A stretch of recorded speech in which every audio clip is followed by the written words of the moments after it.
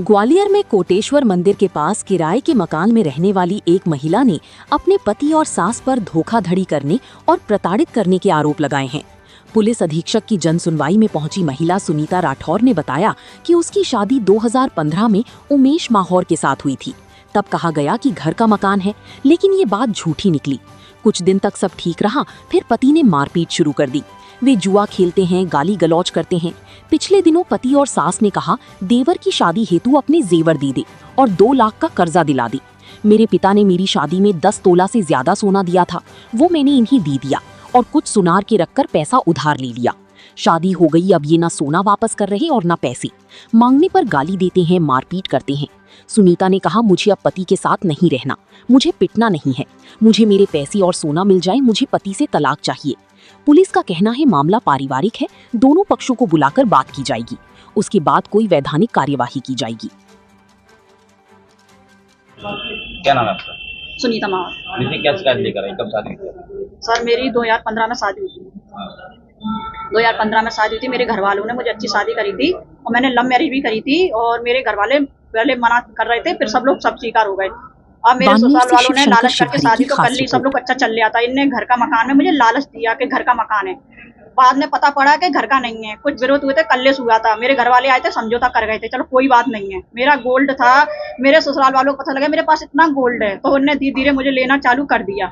मैंने अपना गोल्ड भी दिखाना चालू कर दिया। चलो मेरे ससुराल के कहाँ जाएंगे मेरे से छोड़ के, मैं रहने लगी उनके संग। लेकिन फिर धीरे धीरे चलता रहा। 5 साल मैंने धीरे धीरे निकाल दिया। धीरे धीरे निकालने के बाद भी जो अपनी औकात दिखाने लगे और मैं फिर मुझे किराए से रखने लगे। आज मुझे कोटेश्वर पे किराए पर 6 साल हो गए मुझे रहते रहते किराए से। अब ये मुझे छोड़ के भाग रहे हैं। 5 महीने हो गए, इनने रेंट नहीं दिया किराए का। मकान मालिक मेरे पे चली जा रही है और मेरे से कहते हैं तुझे जो करा जाए जो कर ले। और मैं किराया कहाँ से दूंगा, कोई जॉब तो है नहीं है तो मैं दूंगी। मेरे फैमिली भी मुझे कहाँ तक सपोर्ट करेगी। और मेरा निवेदन है कि मुझे अपने मेरे पैसे लौटाए जाएं और मेरे ससुराल वालों से मुझे तलाक चाहिए। मुझे उनके साथ रहना नहीं है। जो मैंने देवर जी की शादी में पैसे लगाए हैं, 8 लाख रुपए लगाए हैं। कुछ मेरे पास थे 4 लाख रुपए मैंने उधार लिए थे, 2 लाख रुपए किसी लिए थे मैंने। और मुझे पैसे लौटाए जाएं। और मेरा गोल्ड भी ढका है 2.5 लाख का सोनार पे, और जाके उसको भी देखा जाए कि रखा भी है कि झूठ बोल रही हूँ कि सच बोल रही हूँ, बस।